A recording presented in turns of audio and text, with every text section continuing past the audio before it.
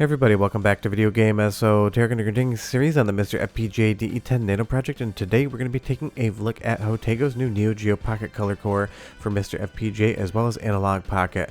And this came out on Friday, but I was on vacation in Minnesota at the state fair.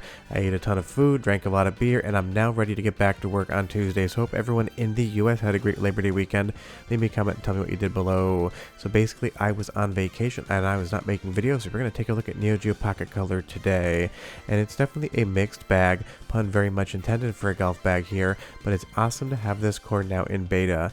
This is definitely an early beta, and that's not a knock whatsoever by Jotego and his team. It's just one of those things that this is definitely still work in progress. Some games are going to play relatively close to how you would expect them to on real hardware, and other games really aren't going to get into game yet at all.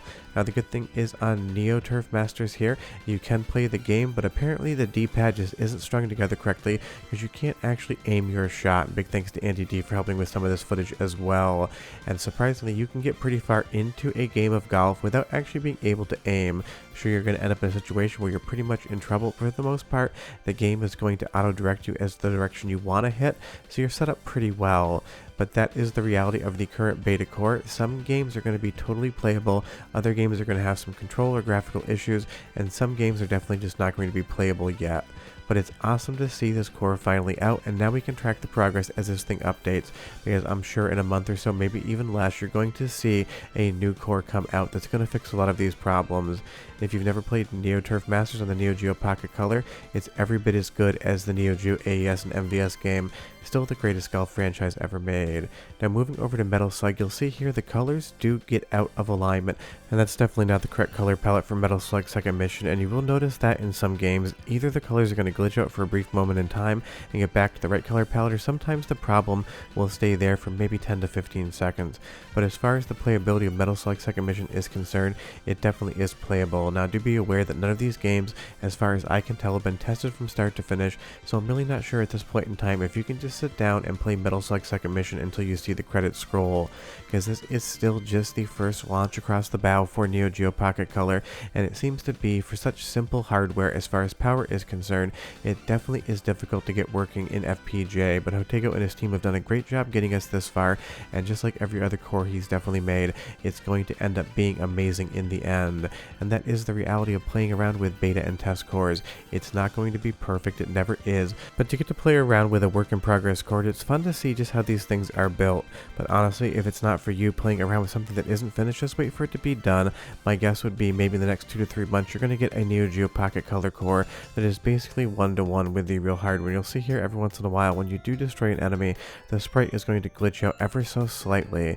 But this is a game that, outside of the small palette problems and some of the sprite glitching, you really wouldn't know that you were playing on an FPGA chip if there was just a screenshot.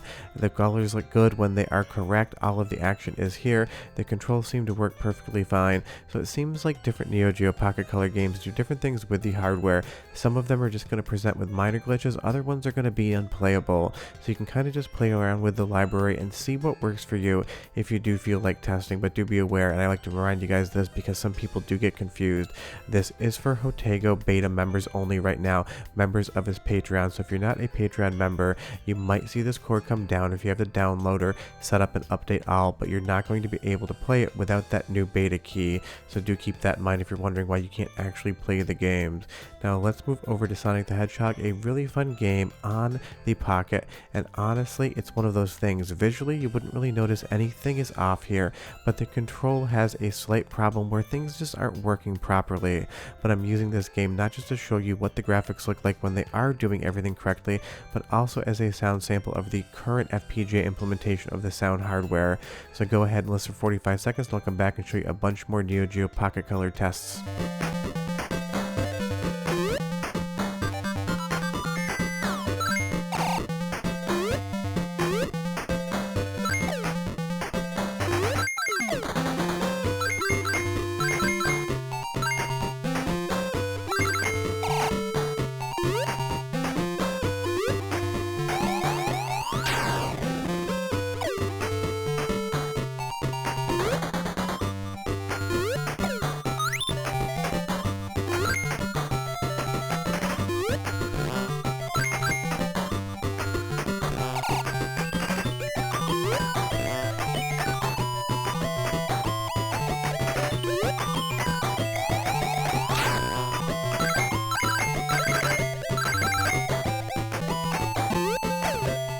Sounds close to what I remember it sounding like, but it might be slightly off, so if this is one of your favorite Neo Geo Pocket Color games, leave me a comment down below, because honestly, these aren't games that I play all the time. I've definitely checked them all out in the past, but it's one of those things, the next playthrough on all of these games that I do want to test is going to be on the new cores, and that's just one of the realities of the situation. Not everyone knows every single game, so if you are a Neo Geo Pocket Color fan and you know how that sounds, do tell me down below. But the good thing is, outside of the control issue, visually, this just looks really good. There doesn't seem to be any glitches in any of the visuals that I can spot, but if you see something, do let me know. And it's one of those things, the core is shaping up better or worse just depending on the game you are trying to play. Some games, again, just really aren't ready for prime time. Let's move over to Dark Arms Beast Busters. I absolutely love the entire Beast Busters franchise. Obviously, 2 of the 3 games are better in my opinion because they are arcade horror light gun games, but Dark Arms is a really fun action RPG that's got some amazing sprite work going on and some great 2D visuals. Every once in a while in the intro here, the color palette is going to basically get out again like you see right now, but otherwise, outside of these small glitches, when you're actually in gameplay, it looks relatively good to me. And if you've never heard of Dark Arms Beast Busters before, I would not fault you for that. It is definitely a deep cut game, but it's one of my favorites on the Neo Geo Pocket Color, and it's one of the reasons I actually keep a Neo Geo Pocket Color around, because I do have the original cart in box. It's just one of my favorite franchises of all time. And you'll see here, if you've never heard of it before, it's basically a top-down run and gun shooter, but it does have a lot of RPG elements as well as some weapon enhancements by actually synthesizing your weapon with some of the spirits you capture within the levels. It just looks to me like one of the best Neo Geo Pocket Color games, really taking advantage of the hardware and showing off what this handheld could do compared to something like the Game Boy. And it's one of those titles, I just always loved it, and I try to convince as many people as possible to play it. So if you've never checked it out before, this should be your reminder to do just that. But again, fair warning, haven't played it through to the finish. It's possible that there is some sort of game-breaking glitch or a freeze 10, 15, 20 minutes beyond the test footage you are watching. So definitely don't use the beta cores as a reliable way to play games yet. Play around with them, have fun, see what you might want to play next time the core is updated and Jotego puts it to public, which means it's usually relatively done. But this is just one of those titles. I've always loved it. I love the pixel art, all of the shading in the background, the Grim Reaper character here. It's got so much personality, charm, and vibe going on, and in these bits of test footage at least, it does look exactly like it should on a real Neo Geo Pocket Color. Even in the levels here, fighting these skeletons with the blood on the floor, I don't see anything wrong with this image whatsoever, and that's exactly where we want to be when we're playing a game. So hopefully soon, if we get another update, some of the issues we've seen so far will be ironed out, because they're definitely well documented by this point in time. But Dark Arms seems just be working. Now moving over to one of the Mega Man battle games, you'll see here, Versus Centaur. This game is working exactly as you expect it to, unless you actually hit start and pause when you're playing the game. That will cause the core to freeze to a pink screen, and you will have to reset it. So unfortunately, without that pause menu, some of the gameplay functions are going to be limited, but again, as just a test core, the first beta to come out, it is impressive it's working this well at all. And I'm going to give you a second sound sample here just so you can hear what Mega Man sounds like, because it's got some really good music as far as the game is concerned, and it's coming across super well here on the core. So listen for 30 seconds. I'll be back with just a few more games to test for you.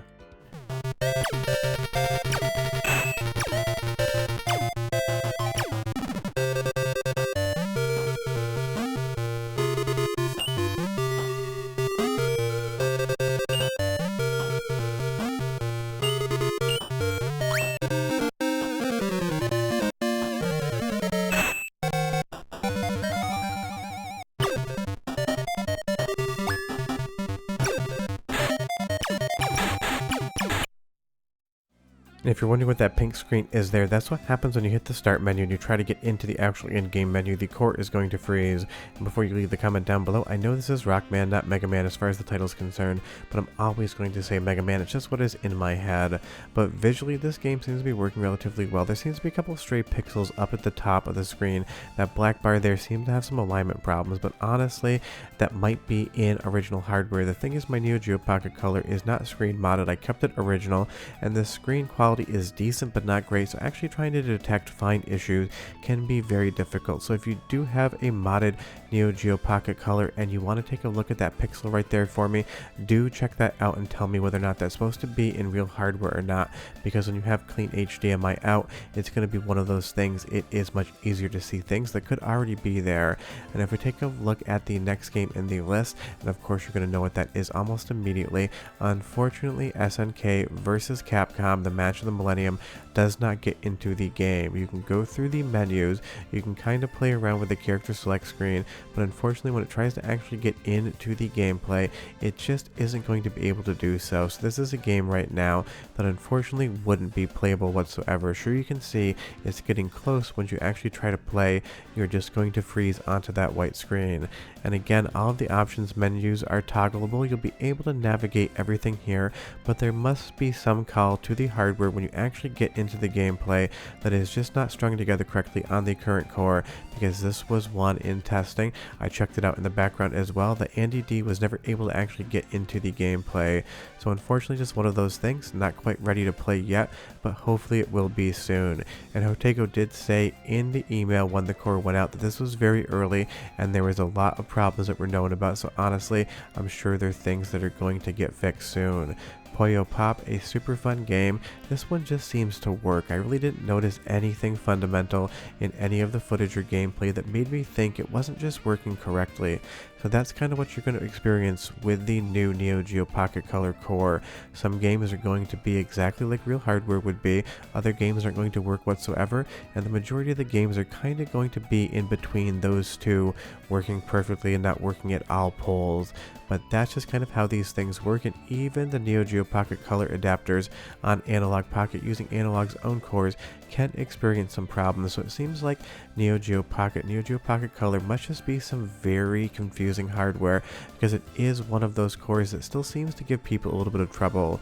But like every other core, I'm sure it will get figured out. But you can sit down, start playing some Neo Geo Pocket Color games today on your MiSTer FPGA or your Analogue Pocket if you so want. The core is available for both and one-to-one identical, and just start getting a sense of what this is actually about. If you've never played Puyo Pop before and you are a Tetris fan, definitely check it out. And if you're not a Tetris fan, play it anyway. I think Puyo Puyo is actually better than Tetris, but I'm sure I'm going to see a lot of comments about that down below, because as much as I like Tetris, I kind of like the color matching combinations here way better than just trying to draw a straight line across the screen. But I totally get that some people are going to fundamentally disagree with that, but play it and you leave me your opinion down below and tell me what you think. But that's the current situation with the current Neo Geo Pocket Color core. It is early in development, but it is out for Jotego beta members, and it definitely is something that's fun to play around with. Your mileage is definitely going to vary depending on which game you pick. If I had to recommend one that you should play, it's Dark Arms Beast Busters. That is just one of those games. It is a total hidden gem on the system, and outside of a few color palette issues, seems to be working perfectly fine.